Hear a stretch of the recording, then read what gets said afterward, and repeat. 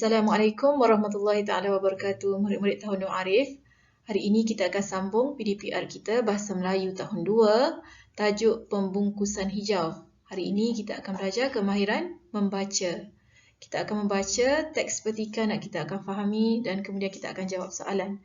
Murid-murid boleh buka buku teks BM tahun 2 jilid 2 muka surat 42. Okey, baik, sekarang kita akan baca teks sama-sama ya. Baca dan fahami. Okey, bacaan luas. Ini sebagai pengetahuan tambahan untuk kamu tentang teknologi hijau yang ada di Malaysia. Baca dan fahami teks. Tajuk pembungkusan hijau. Apa dia pembungkusan hijau ini? Pembungkusan hijau ialah cara membungkus makanan dengan bahan semula jadi. Tengok dekat sini kan, bahan semula jadi, yang ni pun sama juga.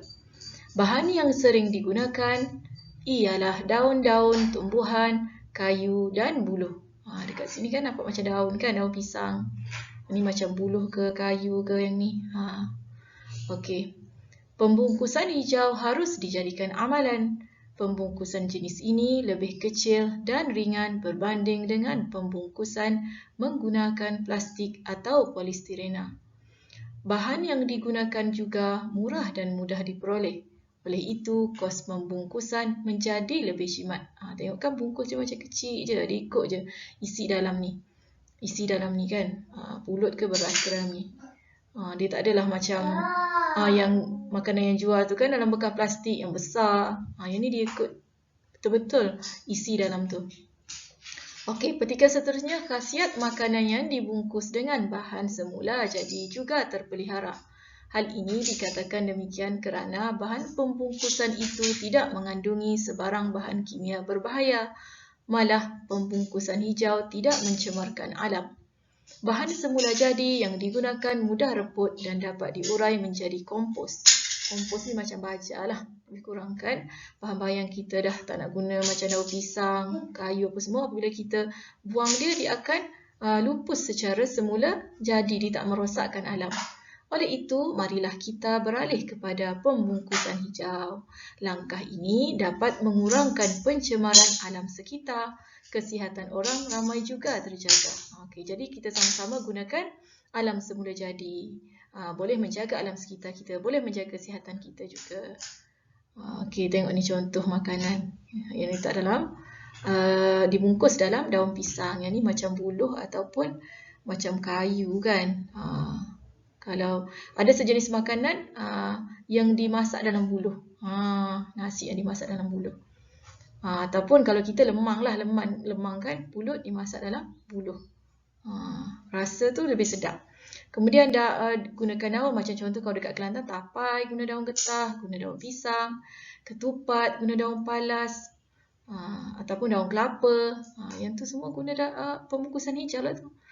Dia boleh menjimatkan duit, juga boleh menjaga kesihatan kita.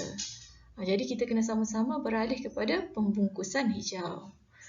Okey, baik, Ustaz harap semua fahamlah petikan ini. Dan kita akan jawab soalan selepas ini ya.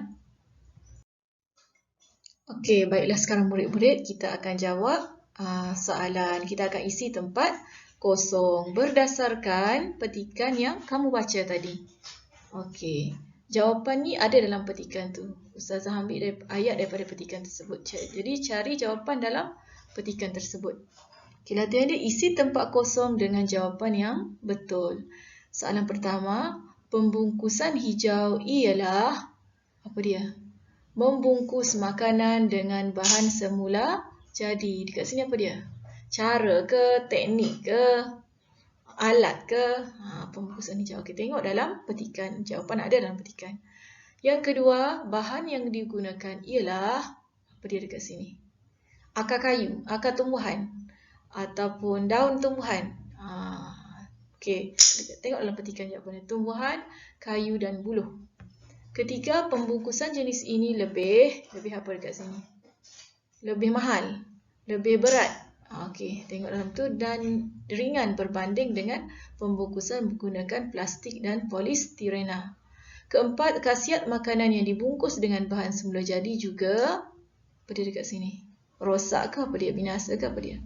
Dan yang kelima, langkah ini dapat mengurangkan apa apa dia sini, alam sekitar, dapat mengurangkan kebersihan ke, pencemaran ke, apa dia. Okey, tulis ya, berdasarkan petikan. Okey, selamat menjawab semua.